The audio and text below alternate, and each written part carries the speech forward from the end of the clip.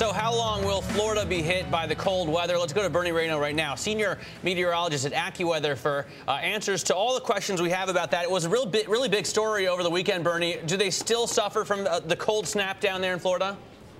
Well, I think it is still going to be a little cold as we go through tonight and tomorrow, but nothing like we saw this morning, where it was the western groves where temperatures got 28 degrees or below. Even Key West, 42 degrees. The all-time record low in Key West is 41. That's the cold that we dealt with. Now, there is a reinforcing shot of colder air in the southeast as we go through tomorrow. However, this is nothing like its predecessor. And although temperatures can get below freezing in some locations tonight and maybe tomorrow night, it's not going to be all that bad. And it has been a brutal stretch, not only in Florida, but across much of the country, from the plains toward the southeast over the last 11 days or so.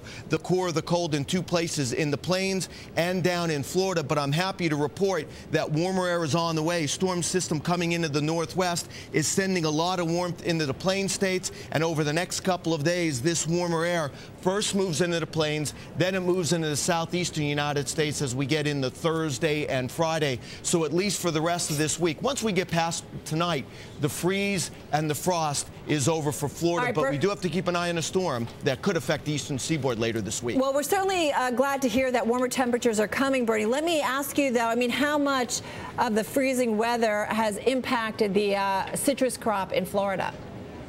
Well, most of the damage was toward the western side of the citrus crops, and what we're projecting from everything we're hearing with temperatures, we need 28 degrees or lower for a few hours. We're projecting about 5% of the crop was damaged, but nothing like that will happen again for the rest of this week. How often do they get a cold snap like this in Florida? I mean, are these record low temperatures for this time of year?